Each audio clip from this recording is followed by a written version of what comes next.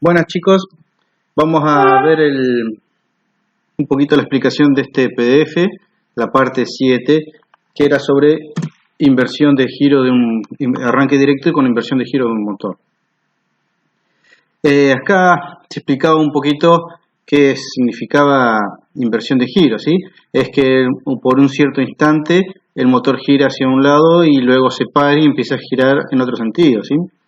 Este uso de este tipo de arranque tiene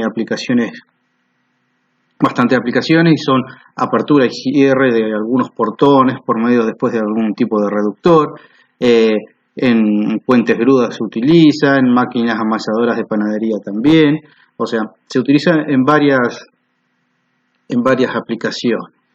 Dependiendo de la tecnología de ese tipo de arranque podría llegar a ser manual. ¿Qué significa manual? Lo expliqué en algún punto del PDF, donde manual significaba que antes se hacía por medio de una llave selectora. ¿Qué sería esto? Hacerlo por medio de una llave selectora es que en un sentido se conectaba y giraba con la manija, giraba el motor en un momento, en la posición de apagado se esperaba que frenara y luego se hacía girar en otro sentido la llave selectora y conectaba los principios de bobinas del motor con otras fases distintas intercambiadas y se hacía el giro en una forma bien manual. Luego con las entradas de contactores y pulsadores se empezó a hacer ese cambio de sentido de giro de otra forma distinta. Para empezar vamos a ver primero cómo, ¿se acuerdan que cuando vimos en el capítulo anterior las partes del motor, vimos que estaba el rotor, que era la parte móvil lo que giraba? Esta es la parte que iba a cambiar de sentido de giro, por lo tanto, si cambiaba de sentido de giro el rotor, iba a cambiar de sentido de giro todo lo que nosotros arrastrábamos por medio del eje del motor. El estator era la parte fija y en el estator estaban las bobinas que hacían... que era el campo magnético por donde pasaba la corriente y se creaba el campo magnético para empujar al rotor, ¿sí? Entonces, acá hay un esquema que es simplificado, ¿sí? Con un tipo de conexión. Después vamos a ver que hay más tipos de conexión de las bobinas, ¿sí? Generalmente uno tiene un principio y un fin de bobina y según cómo la conectes es la forma de conexión del motor. Generalmente los motores vienen conectados de esta forma que se llama conexión en estrella. ¿Qué significa? Que nos quedan libres 3 bornes o 3 puntas de bobina para conectar y los fines de cada bobina están en un punto llamado centro de estrella y están todos conectados en el mismo lugar, ¿sí? Esto sucede. Entonces este sería un principio, la bobina y su fin está acá conectado con otro fin y con otro fin de bobina y tenemos los 3 principios de bobina acá. Este sería un esquema de cómo sería esta conexión en estrella.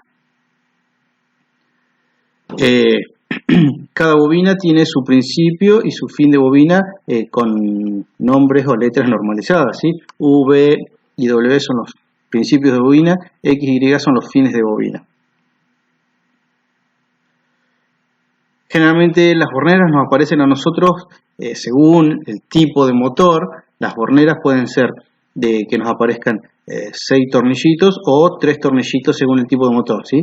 Los que nos parecen 3 tornillitos es porque internamente tiene hecho ya el centro de estrella.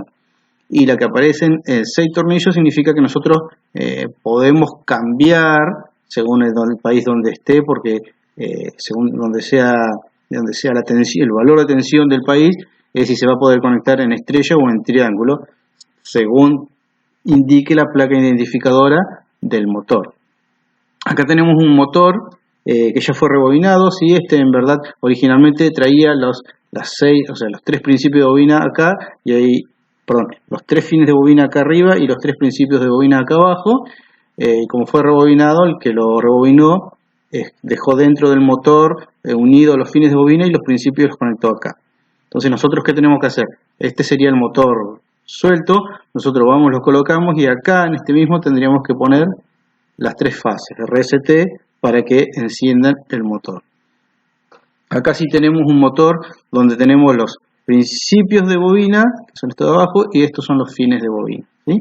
Fíjense que para hacer el centro de estrella, porque si yo los dejo así como están acá abajo, nunca están unidos.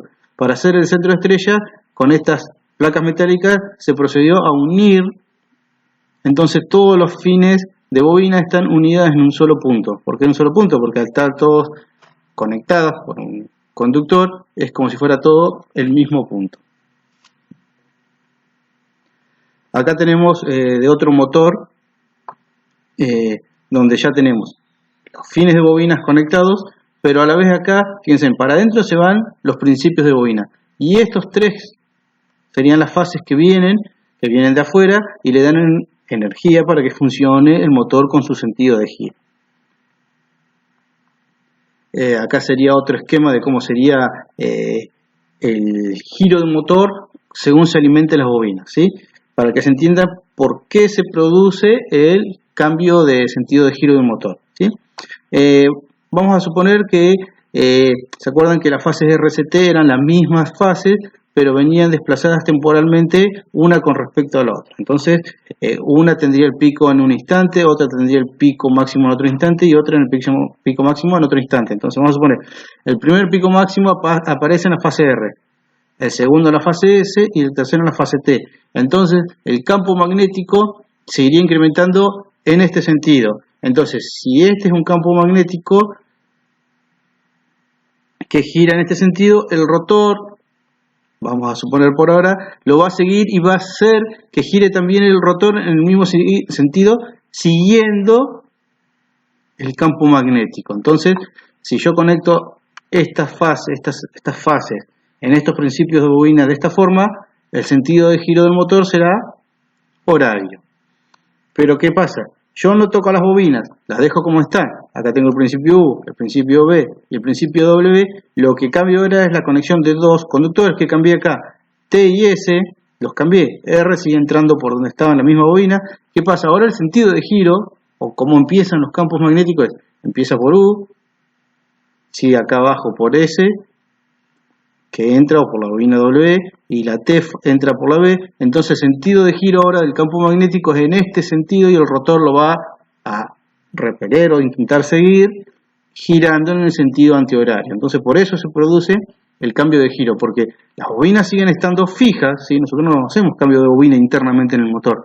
Lo que hacemos es el cambio de secuencia de fase para que los picos máximo y mínimo tengan otra secuencia, entonces arranca directamente en este sentido girando el motor, ¿sí? Acá tenemos, cómo se expresaría según el simulador, que va a girar en el otro sentido, un sentido. Acá se explica un poquito las etapas, ¿sí? Primero se pulsa el pulsador verde, empieza a girar en un sentido, con su pico de arranque, todo eso, y entra un contactor, que se va a llamar el giro derecho, el giro horario. La segunda etapa de este arranque tenemos que hacer una parada, o sea, ¿qué significa parar? Porque no se puede hacer el cambio de giro funcionando a plena potencia, porque primero hacemos un cortocircuito. Segundo, si no esperamos que se detenga el rotor, se generan contracorrientes que son muy importantes, entonces hay que esperar que se detenga de girar el rotor, ¿sí? O el motor que se deje de girar, y luego de eso apretar el botón de giro en sentido antihorario o en sentido izquierdo. Fíjense en que entra el otro contactor y gira el resto. Acá tenemos lo que sería el circuito de comando de este arranque, la termomagnética, el botón de parada, un botón de marcha hacia un lado y otro botón de marcha hacia otro lado, con cada contacto auxiliar de enclavamiento para que quede enclavado el contactor 2 o el contactor 1.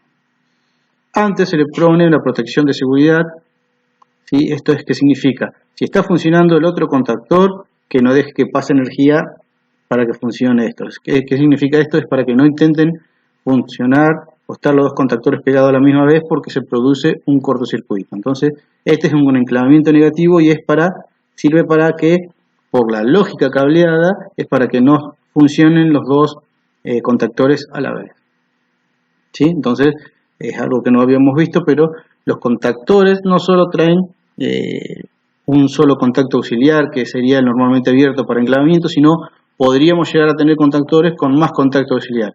Este contactor, si yo lo tengo que ir a comprar, tengo que pedir un contactor para tal corriente que va a depender del motor, pero si es para inversión de giro, tiene que tener por lo menos dos contactos auxiliares, uno normalmente abierto y otro normalmente cerrado, y a la vez soportar las inversiones de giro y las contracorrientes, ¿sí?